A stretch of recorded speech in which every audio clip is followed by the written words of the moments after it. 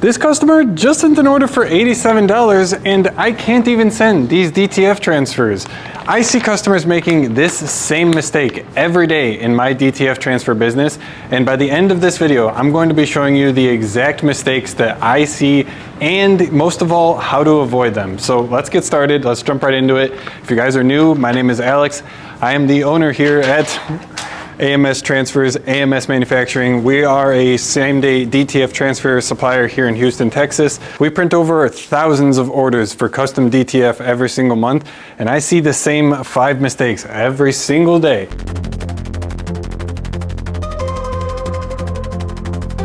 think the number one thing that we probably see is when a customer goes to Canva or some sort of online design software, they go and hit the share button, download their file, and when they actually get their file back, they go on their computer and download it, only to be left with a file that has some big white borders on the sides. And this can cost you money. If you're paying for your prints by the inch and you're actually paying for the square inch, this is only going to cost you additional money that you don't want. And this is frustrating for a number of different reasons, because it's honestly so simple nowadays to remove backgrounds and just even export your designs without a background in the first place. So while we are in here, Canva, let me just show you the real quick, easy way. This is something that has to have the paid premium plan on Canva, so keep that in mind.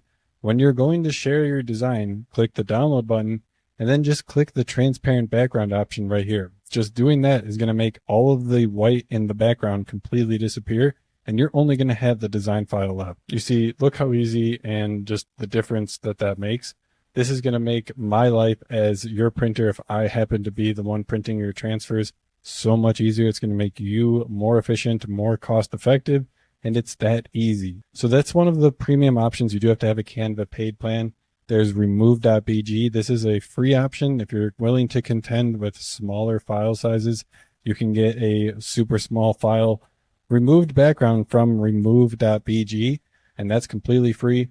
You can also use DesignGen. DesignGen is the tool that I made myself. You can upload your own images and actually get the backgrounds completely removed for free at the high resolution that you uploaded. So it's super easy and super fast. All you have to do is upload your image, log in with your account. You don't have to have any paid account, anything like that, and click the remove background option, and you can have your background downloaded, exported, completely ready to go wherever you need it. So that's easy. Number 1 fixed, backgrounds solved. Number 2 is going to be low quality artwork. So having low quality artwork is something that is either going to make or break your design when you're getting it printed on a t-shirt, on a transfer, on a mug. Whatever you're doing with your design, you're going to want it high quality to ensure that it looks the best. A common scenario that we see all the time is a customer finds an image on Etsy, on Amazon, on Google, and they just copy and paste the image that they found there, and odds are it's like a 500 by 500 pixel image, and that's just not going to cut it. You're going to have a pretty bad time. So just making sure that your images are actually high resolution before you upload them is going to be imperative. This is going to cost you money too on the long end, because at the end of the day, you're checking the box when you're going to buy your design that says, I accept responsibility, my design is good to go. So if you're not happy with the results that you get back at the end of the day, it's going to be on you. So make sure that you're taking the time to go through the steps and ensuring your design looks good before you do it. This one does require a little bit more on the skill side when you're doing it, because if you're just an average person, you don't know anything about what a good t-shirt actually makes, that's going to be something that's kind of hard. But if you are watching this video, you've made it this far along, hopefully that is not you and you're a little bit more in the experienced camp. So if that is you and you're looking to run some game, let me lay it down. 300 DPI is going to be the bare minimum that you want your design files to actually be printed at.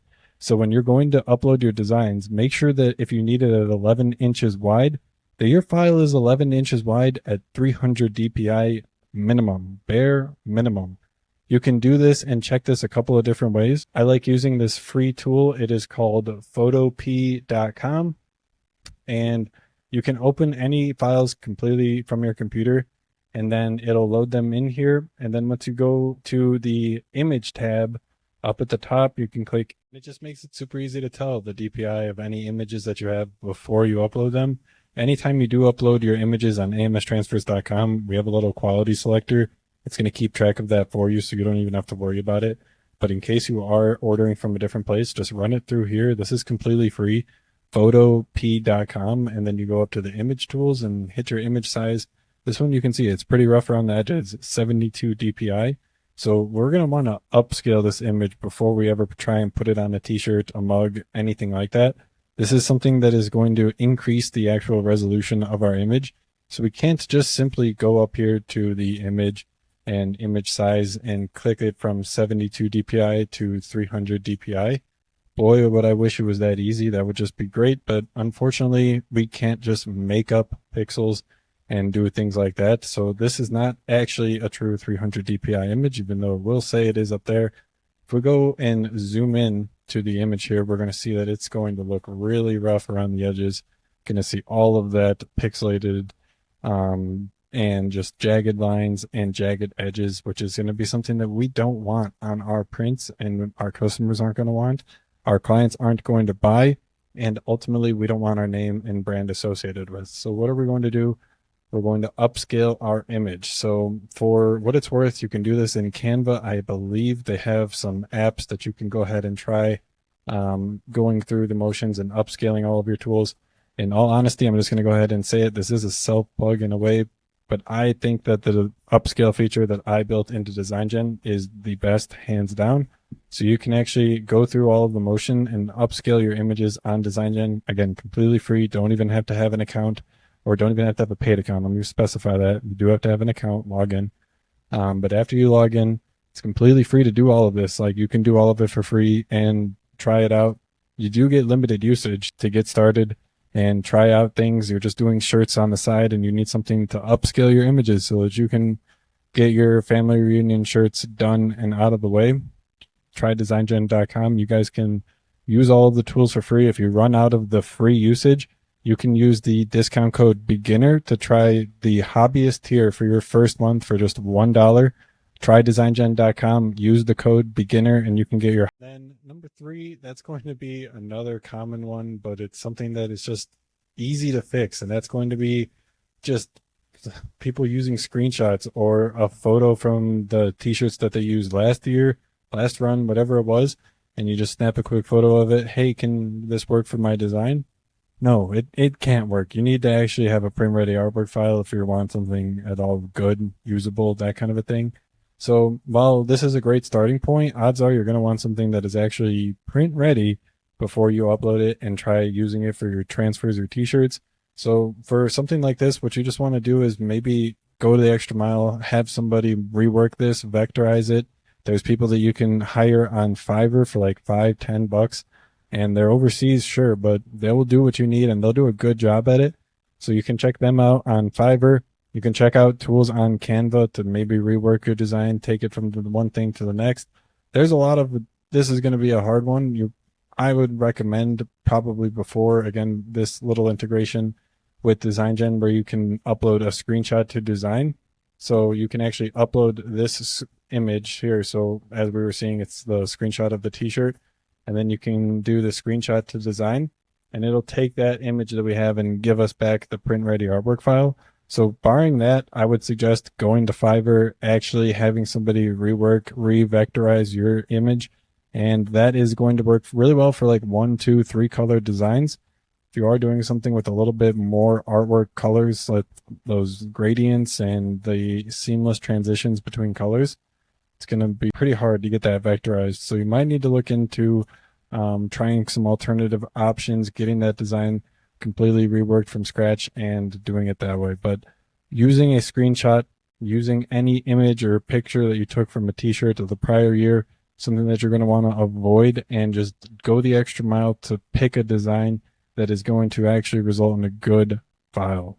Okay, so while we wait for that to finish up, screenshot to design does take like 3 to 5 minutes. I want to talk about number 4. Mistake number 4 is an easy one as well, and that's just not sizing your image correctly on the gang sheet. So when you are creating your gang sheet, if you're creating your gang sheet on a website similar to ours on amstransfers.com, you choose the gang sheet option that you want. So let's just do the 22 by 60. This is a gigantic canvas. So this is a gang sheet. So what you want to do then is add different designs And then when you're creating your gang sheet, you want to multiply, copy and paste, whatever you want to call it, all of the different designs on the sheet. So this is like a giant canvas for your designs. What you want to do here is arrange them in the manner that fits the most designs on the sheet, that gets you the most bang for your buck. And what you can see me doing there is you also need to make sure you're sizing your designs accordingly. What I'm doing here is actually changing the size of the image. So this is going to be imperative to making sure that it fits on the t-shirts, on the hat, on the hoodie, wherever I am putting it. Little tip, if you are putting it on hoodies, make sure that you're watching that pocket, because that pocket where you put your hands inside of a hoodie is going to limit how high and how tall you can actually make your designs.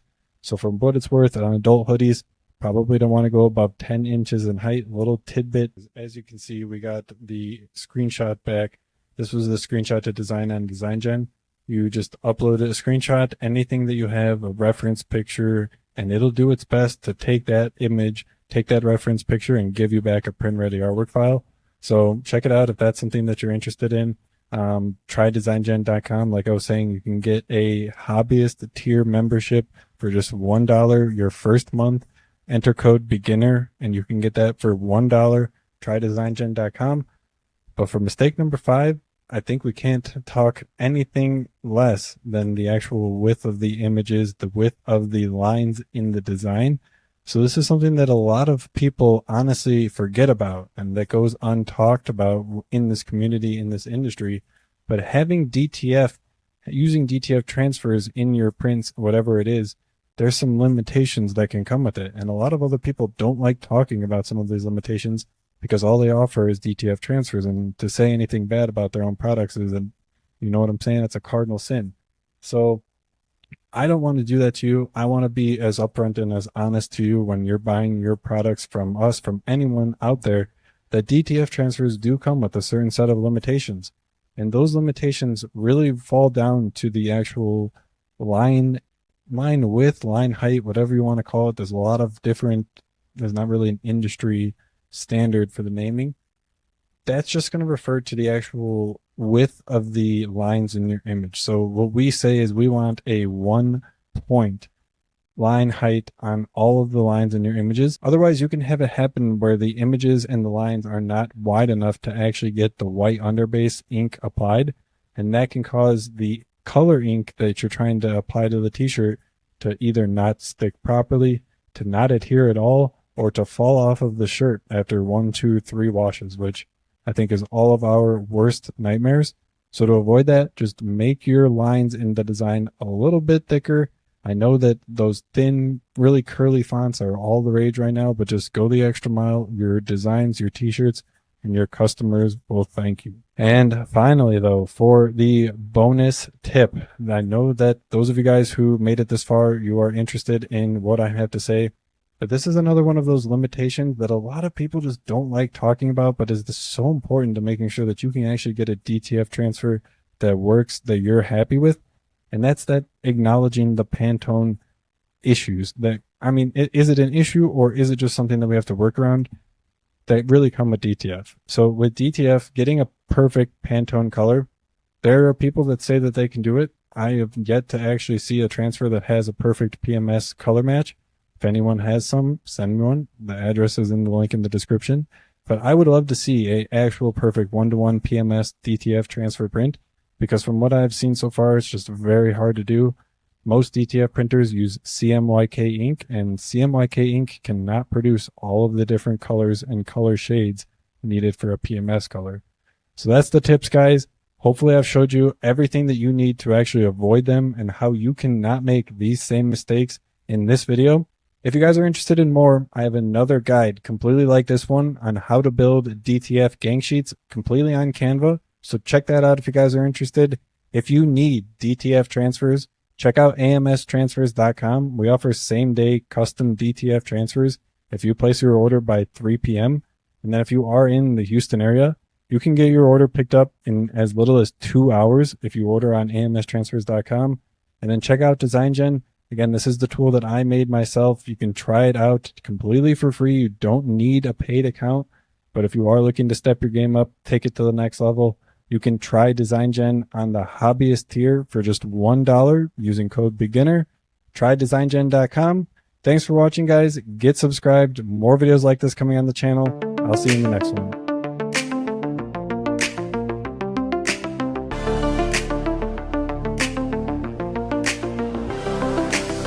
In a world full of visions, dreams on the run,